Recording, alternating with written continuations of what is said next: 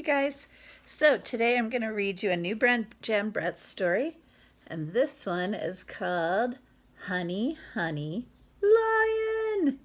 And it's by Jan Brett, and it's an African story. So, I wonder if it's going to have much snow in it. I don't know. All right, I hope you like it, and I hope you have connections to another story even before I mention it. And don't forget to look for all the things we've learned about Jan Brett and see if they're in this book. Enjoy. Honey, Honey, Lion!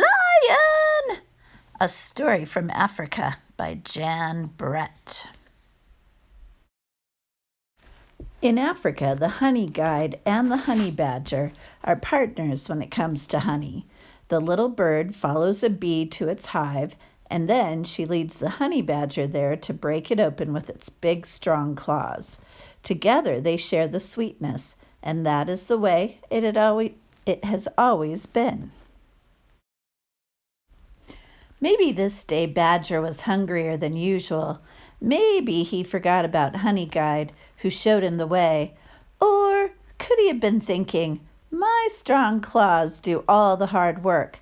Whatever the reason, that day Badger would not share. Honey Guide scolded Badger as he waddled back to the jackalberry tree, his tummy almost touching the ground. She fussed and fumed as he tried to fit into his burrow. Finally, she cried out for all the animals to hear, "No fair! No fair!" Soon, all the guinea hens were broadcasting the news.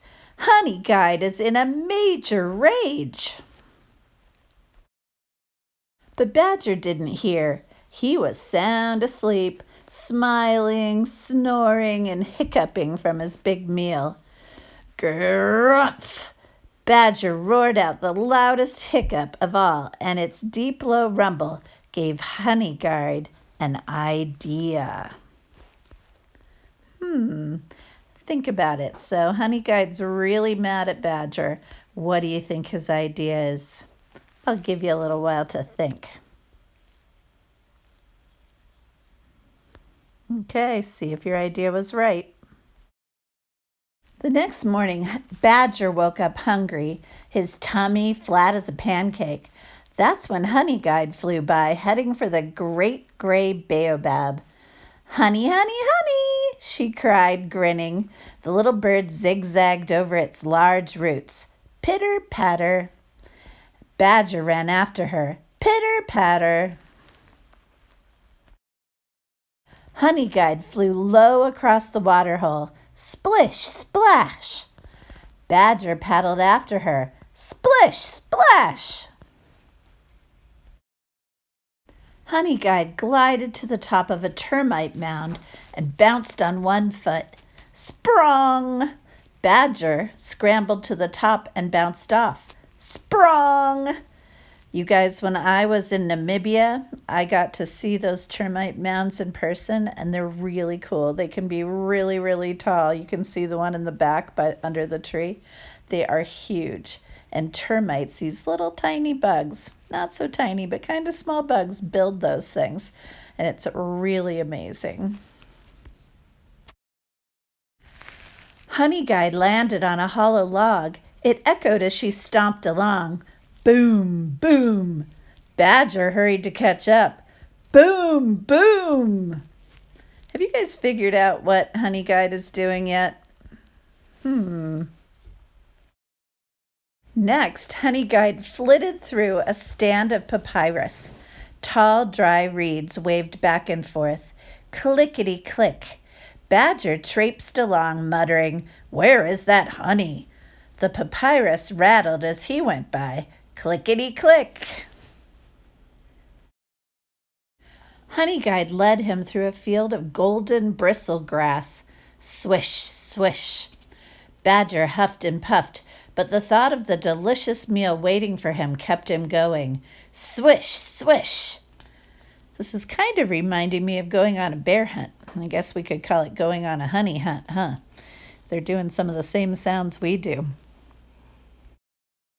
By now, Badger was tired and wet, itchy and sore. But he didn't slow down because Honey Guide was just ahead of him. She flashed her wings, fanned her tail, and dove under an acacia tree. Badger charged in after her, singing triumphantly, "Honey! Honey!" ... Dot, dot, dot. Lion! Lion, lion, lion! Badger turned on his tail and ran. Swish, swish through the grass, clickety-click into the papyrus, boom, boom over the hollow log. Sprung over the termite mound, splish, splash across the waterhole, pitter, patter over the baobab roots. Badger dashed into his burrow. Honey Guide cheered. In a flash, Badger was as far from the entrance as he could be. Right behind him was Lion's huge paw, batting the air, but he could not reach him, and that's the closest any animal could be to an angry lion and live to tell the tale. So, did any of you think of that? So, did you know that Honey Guide was leading him to the lion? And didn't that sound a lot like going on a bear hunt?